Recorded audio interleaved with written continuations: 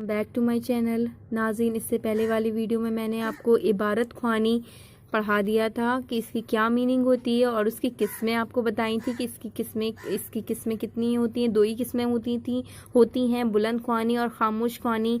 इसमें मैंने आपको कुछ 7 पॉइंट्स लिखाए हुए थे। इन 7 पॉइंट्स को मैं इस वीडियो में एक्सप्लेन करूंगी, इनका क्या मतलब है इसके बारे में बताऊंगी। तो चलिए स्टार्ट करते हैं। पहला पॉइंट जो है वो है अखराज, दूसरा पॉइंट है एराब, तीसरा पॉइंट है तफसील, चौथा पॉइंट है तगीरुल हुन, 5th पॉइंट है मायनी आफरीनी, 6th पॉइंट है फिक्र बंदी, 7th पॉइंट है रवानी सलासत। तो पहले पॉइंट को देखते हैं कि इसमें क्या मैंने लिखा है। पहला पॉइंट है अखराज। अखराज क्या होता है? अखराज मतलब होता है खारिज। खारिज की जमा को अखराज बोलते हैं। खारिज माने होता है निकलना। इबारत का सही तलफ़्फ़ुज़ उसी वक्त मुमकिन होता है जब उस्ताद को हुरूफ के मखारिज का सही इल्म हो। इसका मतलब ये है, इबारत मतलब क्या है मैं आपको बता चुकी हूँ, लेकिन फिर से मैं बता देती हूँ। इबारत इंग्लिश में अगर हम लोग इसको समझे तो इसको प्रोज बोलते हैं इबारत को।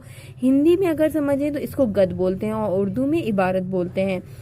इबारत का सही तलफ़्फ़ुज़ मतलब होता है प्रोनाउंसिएशन।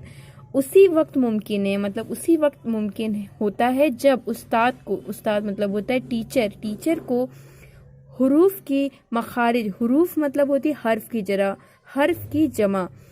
हर्फ क्या होते हैं? हर्फ होते हैं अक्षर। इंग्लिश में अगर हम समझे तो इसको अल्फ़ाबेट्स कहते हैं, अल्फ़ाबेट्स। और उर्दू में हुरूफ के मखारिज मतलब होता है निकलना। हुरूफ के निकलने का सही इल्म हो। और इबारत ख्वानी करते वक्त इस बात का ख़ास ख्याल रखें कि हुरूफ की आवाज़ उनकी सही मखारिज के साथ निकाली जा रही है या नहीं। अब आप समझ गए होंगे अखराज मतलब क्या होता है। इसके बाद सेकंड पॉइंट जो है वो है एराब। एराब मतलब क्या होता है? एराब होता है जेर ज़बर पेश। अगर आप हिंदी में समझे तो इसका मतलब इसमें होता है मात्राएं, लेकिन उर्दू में इसे जेर कहते हैं, ज़बर पेश, जेर ज़बर पेश एराब को कहते हैं। जेर ज़बर पेश सुकून और तशदीर को एराब कहते हैं। आमतौर पर उर्दू तहरीर मतलब होता है लिखना। उर्दू तहरीर में एराब नहीं लगाए जाते। इसलिए तुलबा इबारत ख्वानी के वक्त मतलब इबारत को पढ़ते समय ज़बर की जगह ज़ेर और ज़ेर की जगह इबारत ख्वानी के वक्त ज़बर की जगह ज़ेर और ज़ेर की जगह ज़बर पढ़ते हैं। इसलिए उर्दू के मौल्लिम का ये फ़र्ज़ है कि वो इबारत ख्वानी के वक्त ख़ास तौर पर एराब का ख्याल रखे और तुलबा को उसकी मश्क करवाए।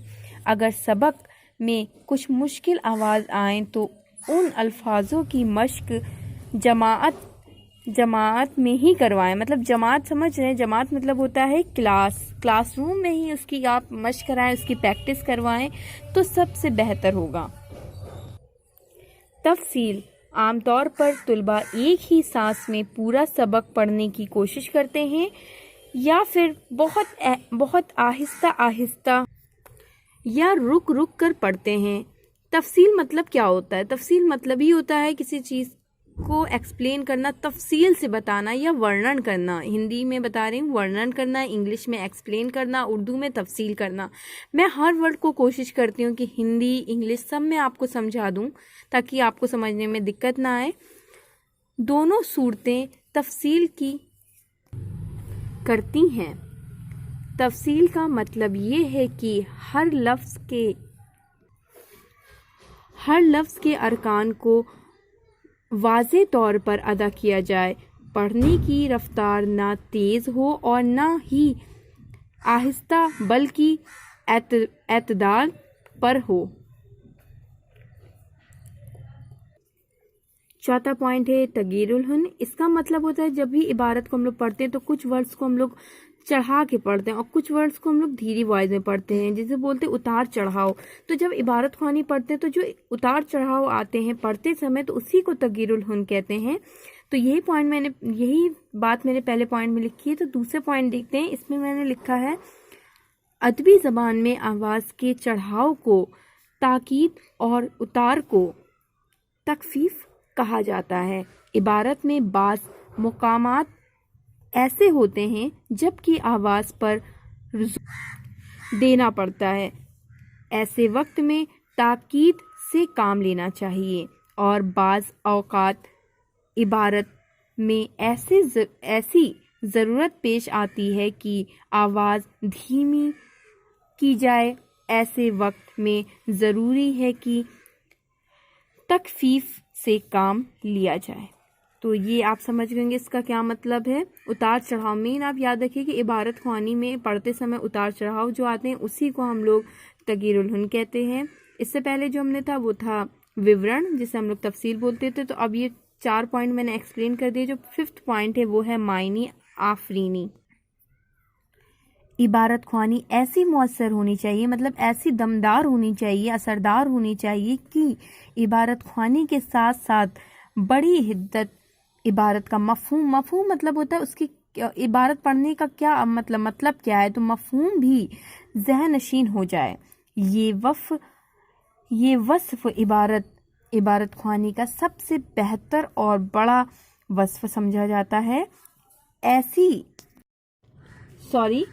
اس کا انحصار تلفظ، تفصیل، روانی اور لحن پر ہو جاتا ہے۔ لحن مطلب ہوتا ہے نکلنا، اور انحصار مطلب ہوتا ہے کسی پہ ڈیپینڈ ہونا۔ اس میں بس یہی بتایا گیا ہے کہ جو بھی جذبات ظاہر کیے جائیں یا کیے جاتے ہیں، سننے والا بھی اس سے متاثر ہو۔ یہ خوبی قدرتی عطیہ ہوتی ہے۔ عطیہ مطلب ہوتا ہے دین ہوتی ہے، قدرت کی طرف سے یہ چیزیں دین ہوتی ہیں۔ تو چلیے 7واں جو 6 پوائنٹ ہے وہ ہے فکر بندی۔ ہر عبارت میں تلفظ، جملے اور فکر کا ایک ہی باہمی رابطہ ہوتا ہے۔ رابطہ مطلب ہوتا ہے کہ تعلق کسی سے۔ بہتر عبارت خوانی کے لیے اس رابطے کو پیش نظر رکھنا ضروری ہے۔ عام طور پر دیکھا جاتا ہے کہ طلباء جگہ جگہ رک کر پڑھتے ہیں یا پھر تیزی کے ساتھ بغیر کسی مطلب کہ وقفہ، جو جب ہم لوگ پڑھتے ہیں تو اس میں تھوڑا رکنا چاہیے، جہاں پہ اتار چڑھاؤ ہو وہ اس ڈھنگ سے ہم لوگ کو پڑھنا چاہیے۔ لیکن طلباء جو ہوتے ہیں وہ بنا کسی کے کوئی بھی چیز اتار چڑھاؤ کے بس ڈائریکٹ پڑھنے لگتے ہیں، تو وہی اس میں بتایا گیا ہے۔ اور اس میں جو اس کے آگے میں نے پوائنٹ لکھا ہے، کچھ طلباء 2-4 سانس میں ہی عبارت پڑھ ڈالتے ہیں، بس ان کو ایسا لگتا ہے کہ بس پڑھ ڈالو، لیکن جو صحیح اس کو پڑھنے کا طریقہ وہ یہی ہے کہ اس میں جتنے بھی اتار چڑھاؤ آتے ہیں، جو اس میں اس کے اعراب ہوتے ہیں، ان کے ساتھ اگر عبارت پڑھی جائے تو بہت ہی اچھی اور بہت ہی اثردار عبارت کو پیش آتی ہے پڑھنا۔ تو اس میں یہی بتایا گیا ہے۔ اس کے بعد جو 7واں پوائنٹ ہے وہ ہے روانی سلاست۔ روانی مطلب ہوتی ہے کسی چیز میں رک کے نہیں، روانی کے ساتھ پڑھی جائے۔ تو اس میں جو اس میں بس یہی لکھا ہوا ہے کہ بنا کسی جھجک کے یا بنا کسی تکلف کی عبارت خوانی کا جو نام ہے اسی کو سلاست یا روانی کہتے ہیں۔ مطلب بنا کسی تکلف کے، بنا کسی جھجک کے آپ کو عبارت خوانی پڑھنی چاہیے، اس کے صحیح تلفظ کے ساتھ پڑھنی چاہیے۔ اس میں یہی بتایا گیا ہے۔ تو اس طرح سے آپ کے 7 پوائنٹ یہاں پہ ختم ہوتے ہیں۔ اگر آپ کو میری ویڈیو پسند آ رہی ہوں اور آپ کو اس سے ہیلپ مل رہی ہو تو اپنے فرینڈ کے ساتھ ضرور اسے شیئر کریں، میرے چینل کو سبسکرائب کریں۔